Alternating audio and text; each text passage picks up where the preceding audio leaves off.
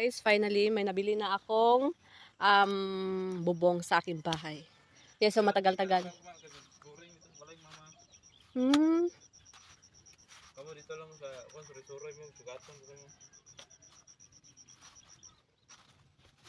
Matagal-tagal na to na hindi pa natapos. Ngayon tapos na. So ito na yun guys. Ilang vlog na ko to na feature dahil hindi pa siya tapos. And then meron na akong nabiling bubong. Ayan yun. So ito po ay ating parking area. Parking area sa motor lang po.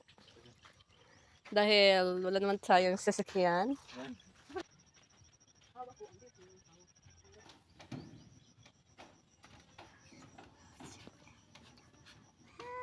So guys, ito na yung ating roofing.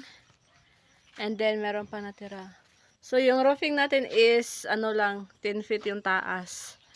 Kasi po wala kasi to 16 feet. Pero hindi available sa hardware yung bubong natin na 16 feet.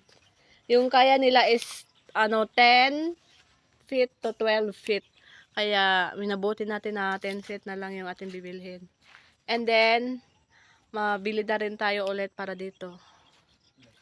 So as you can see, ayan na yun siya.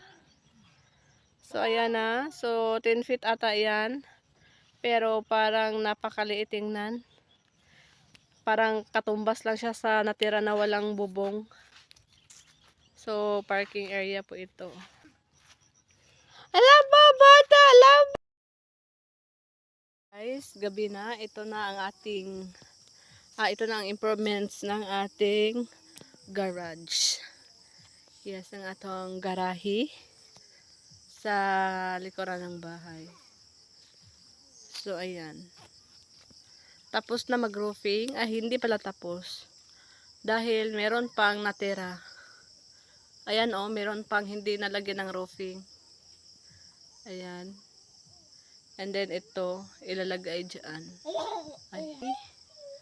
Ayan, naka-solar lang po tayo.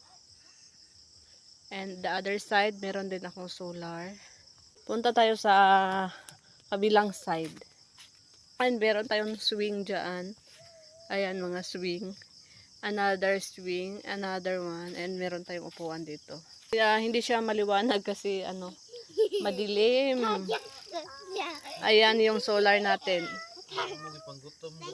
Sana magukad ko bata. And the other side, meron din tayong solar sa loob ng bahay. Ito yon. And punta tayo sa kusina. Ayan, meron din tayong solar. So guys, ito na yon. Tapos na ang ating parking area. And then, yung gamit na roofing is rib type. So yung iba, yung isa hindi dahil na-short na kami sa rib type. So malaki yung space natin. So yung nakapark na motor isa lang dahil yung isa is merong lakad yung husband ko. So guys, actually laki yung aming parking area dahil yung husband ko is nag-buy and sell ng motor. So meron siyang business na buy and sell. And then dito namin ilalagay lahat ng motor na aming mabili. Kaya ito siya Kaya malaki siya and sobrang spacious niya. Para ito sa business ng aking husband. Guys, ito pa yung paint namin na half. Ano po ito? Stone gray na pang simento. And ako yung naglagay ng kulay. Dahil yung husband ko busy sa paggawa ng bubong sa bahay. And ako naman ito yung ginagawa ko. Okay naman.